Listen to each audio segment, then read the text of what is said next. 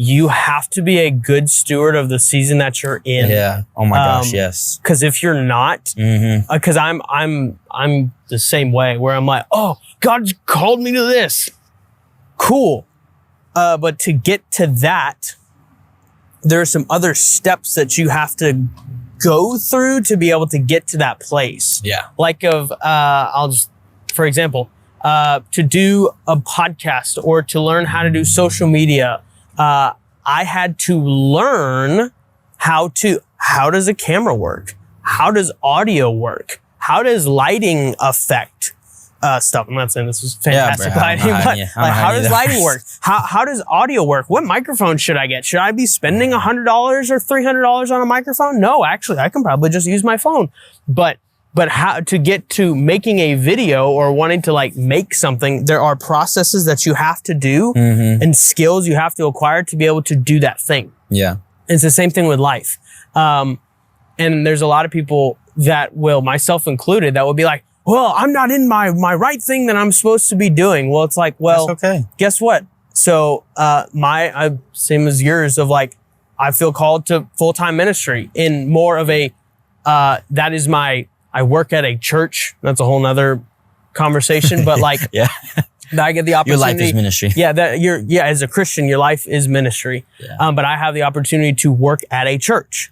Well, that was something that the Lord put on my heart about a year and a half ago, that the Lord, so I was in ministry before, for about 2 years. The Lord really then after the second year, the Lord really opened my heart and my mind to be like, oh wait, no, you're called to this. But the Lord then had to take me out, for a season, for about a year and a half. And the Lord had to refine me, and he had to hide me.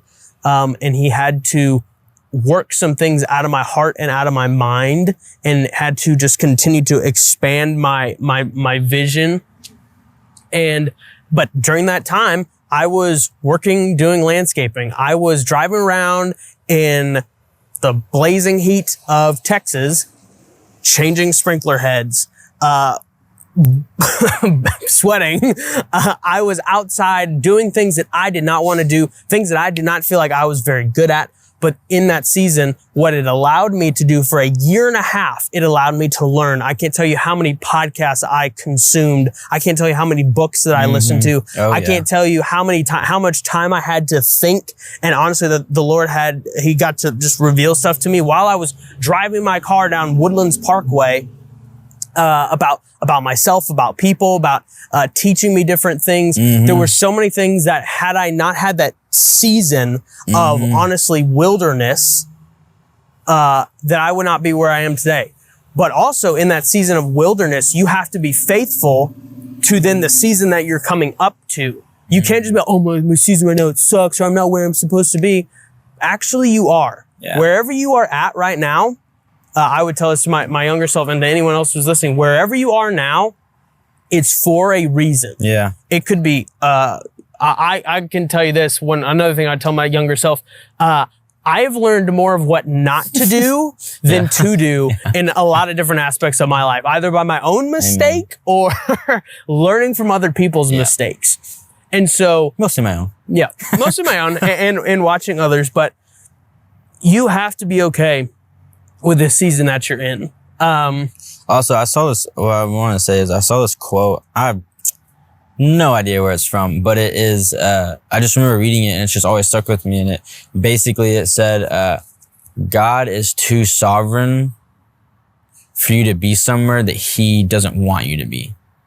And so I thought that just hit me because I remember thinking like, I'm not doing what I'm supposed to be doing or what I'm called to do. Not saying like right now, but when I read this, I just remember going like, yeah, that's right. And you're thinking like, well, yeah, you have free will and you can choose to do whatever.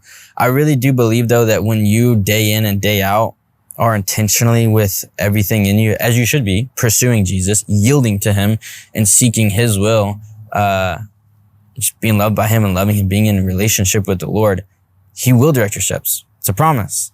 And so he really is too sovereign for you to be somewhere you're not supposed to be or somewhere he doesn't want you to be. Yeah. Especially when you're seeking him and pursuing him daily and going after him daily, praying daily, reading daily, and seeking what he wants for your life. he'll direct you and he'll open the doors. And so I really believe, 18-year-old self, you are okay where you are. You don't have to worry about trying to force it, or 19 or 20-year-old self. Like, you don't have to force your way into something. Just pursue him daily and he'll lead you where he wants you to go. It's just that we get so antsy. I'm like, I want it now. I want to go now. I want to be there now. Yeah. Yeah. Yeah. Yeah. You can't hate, you can't hate or despise the season that you're in, because God has you there for a reason.